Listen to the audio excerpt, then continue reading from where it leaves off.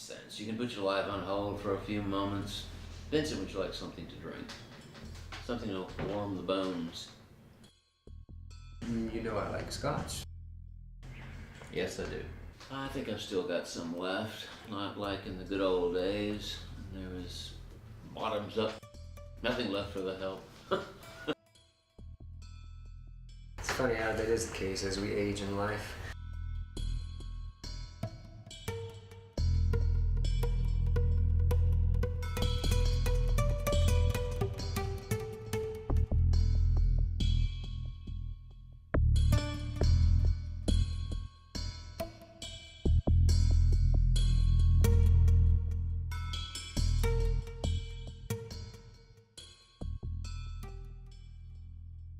How's your battle with cancer going? I'm losing. The doctors say it's inoperable.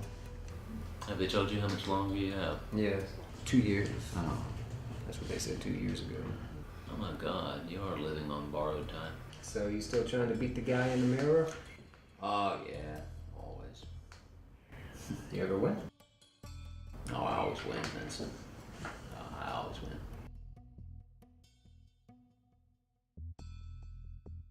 So what do you have for me this time, Curtis? Today I sell neither trinket nor souvenir.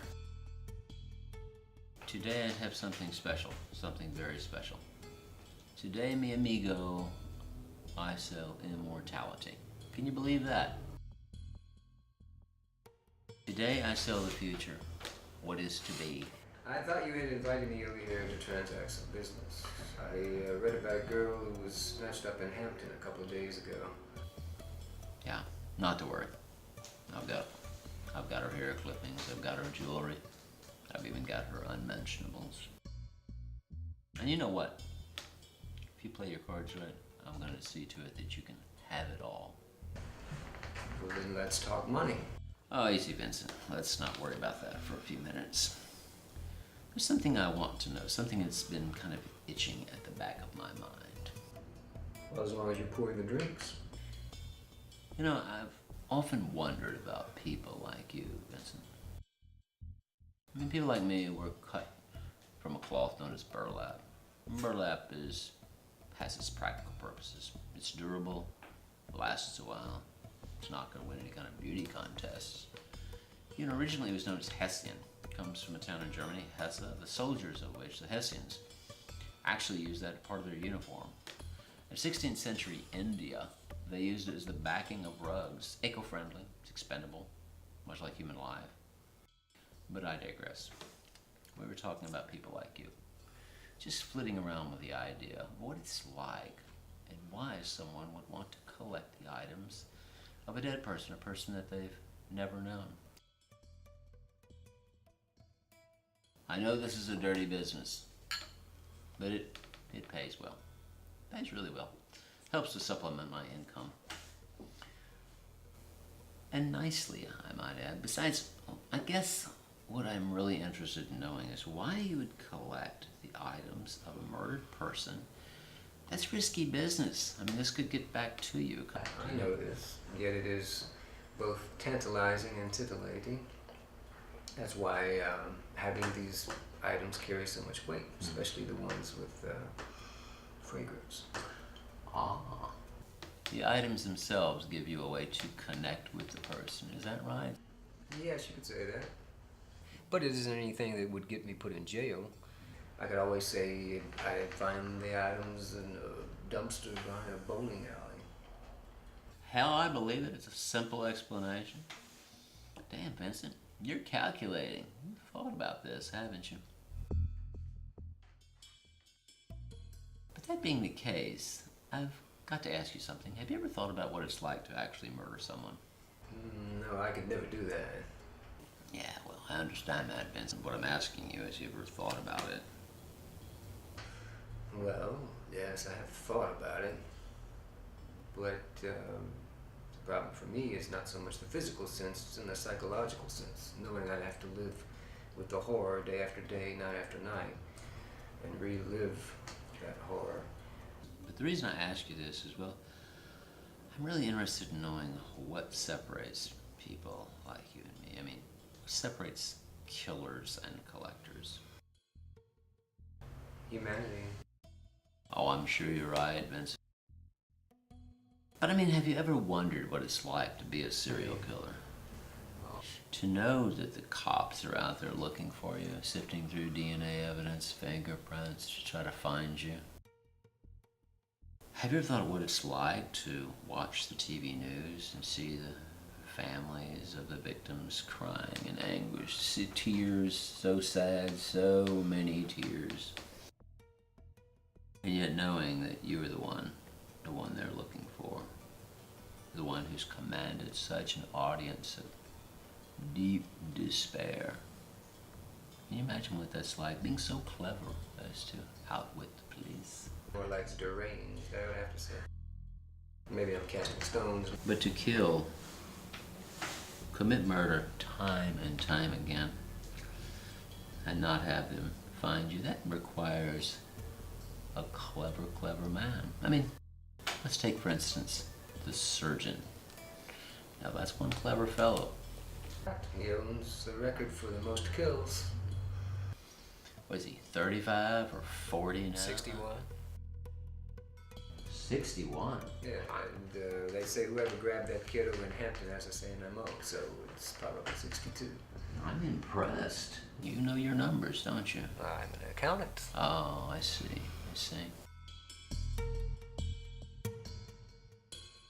I want to ask you something. Before you mentioned that I could have the personals of that girl that was abducted, I'm impressed with the thought of that. Well, I assumed you would be. But this time, I've got something better. Something much better. Much better.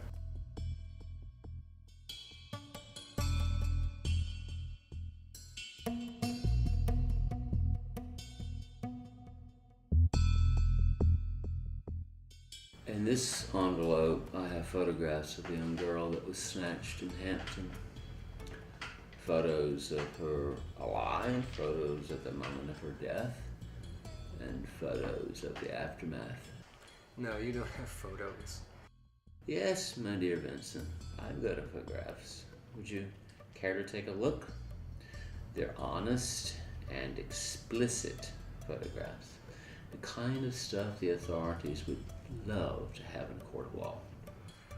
I don't know if I'm ready for this sort of thing. I'll tell you what I'll do. I'll pass them to you just one at a time. That way you can take your time looking at them. How many are there? Oh, a dozen or so. Here's the first one. Take a look. She's a very pretty girl.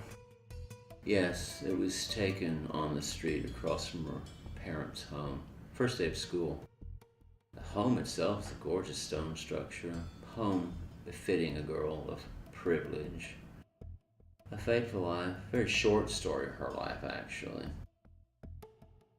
These are very good photos. Look at them, Vincent. This is what I call real emotion. So well posed. The work of a master, Vincent. The work of a master. I've never seen anything quite like this. My God, she's missing her arm. Pretty powerful stuff. Just takes a little getting used to. But you know, I'm not sure you could afford it. But I guess I could work out a deal for the lot of it, if you would like. What kind of a deal? Oh, relax, Vincent, my friend. You know I've been at this for a very long time. One type of transaction or another. And I've never really achieved my dreams. I mean, I have my own dreams, goals that I may never achieve, and I'm sure that you have your own ideas of grandeur, Vincent.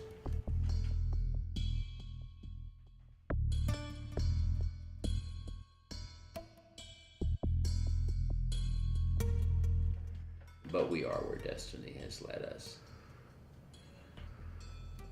I'm sure that in some way you and I can both achieve our dreams. You, without a doubt, cannot kill, but I know that collecting souvenirs and trinkets aren't enough. And I, on the other hand, have my own dreams left unfulfilled. Vincent, I'm thinking it's time that I should retire. I'm looking for a successor, someone who can take my role. I'm willing to let all of this fall into your lap. But I have to know that you're truly worthy of that. I propose we play a game. I like to call it winner takes all.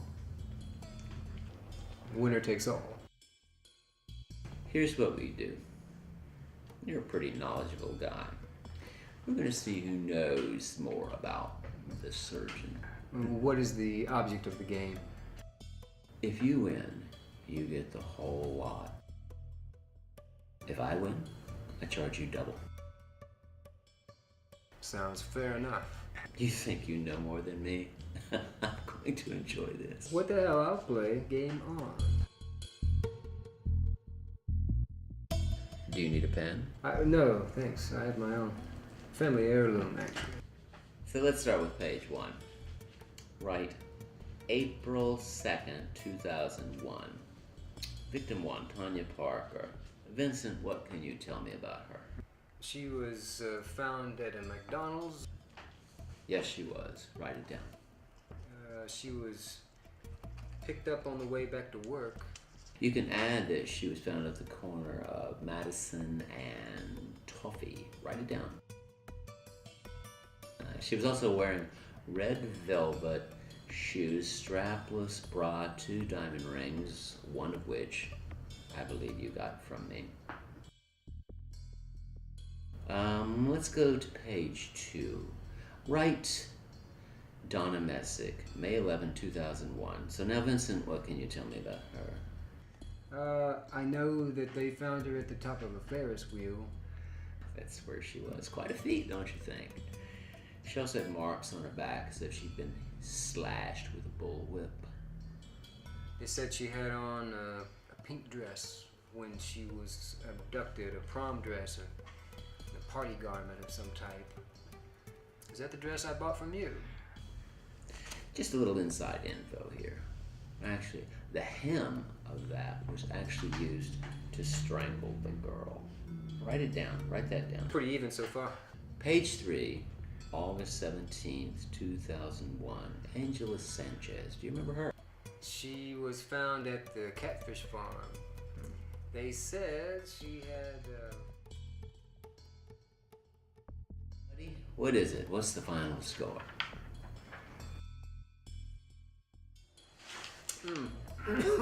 I have 121, and you have 109. 121 to 109. Who'd have thought that you'd beat me at my own game? Not all 61, we missed a few, but pretty admirable, I'd say. And I get the spoils. Of course. The box of goodies and the photographs are all yours now. You must feel like a proud, proud man. I feel like another drink. As you are the champ, you are entitled. You'd do well at our Las Vegas convention, I would think. No, thank you. I'm the type who likes to mind his own business. That's what I like about you, Vincent. What you call discretion, I call under the penalty of law. Vincent, I've known you for about 10 years or so, yet I know little about you. Except that you're about to die soon. Hell, maybe sooner than you think. I'm assuming that you're single. Yes, I'm single. Came close to getting married once.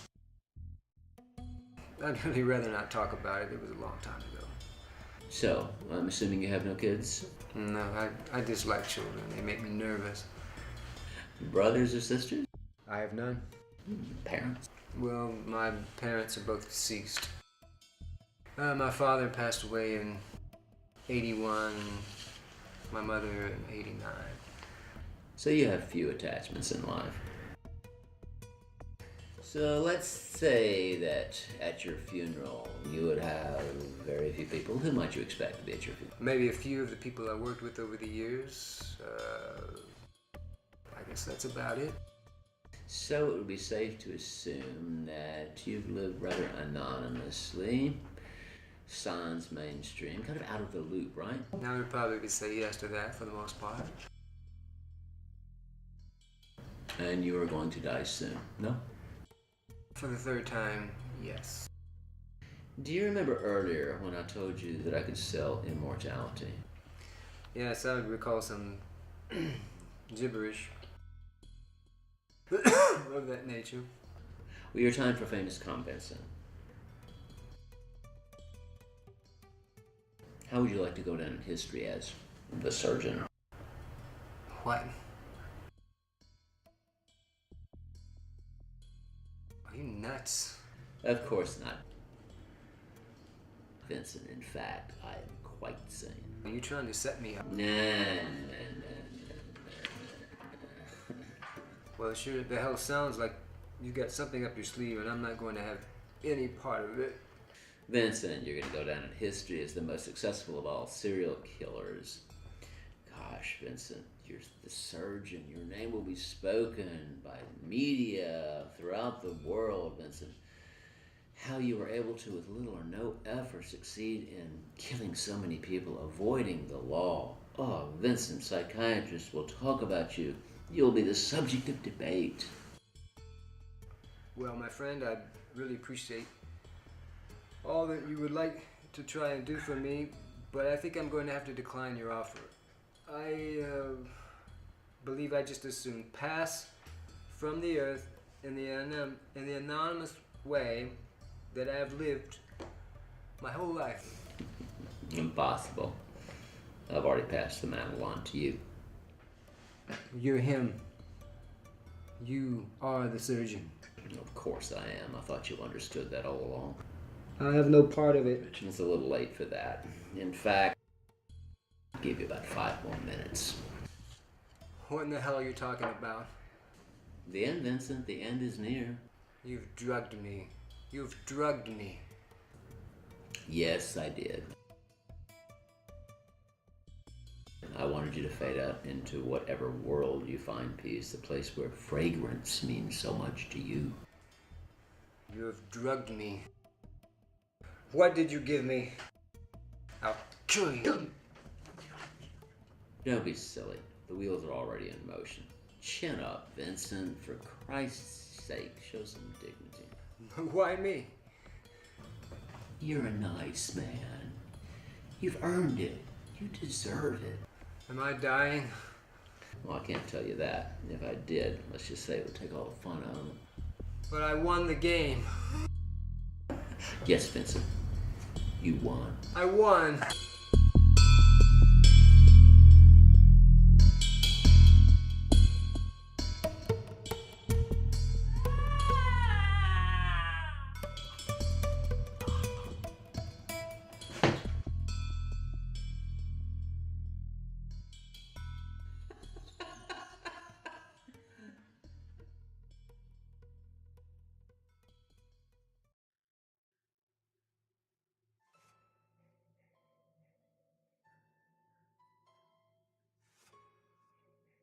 Yes. This is Curtis Matheson. I live at 714 Downer Street. Yeah. Anyway, I was on my way to work and there was someone passed out or camping out or drunk on my front porch. Your shift commander had told me a couple of weeks ago that if I would call you, you could send somebody around to take care of the situation for me. Go ahead. It's a lady at 46 South Road. 46 South Road. Station 1 call, retone that please. 10-4. Captain 4 to go to that location.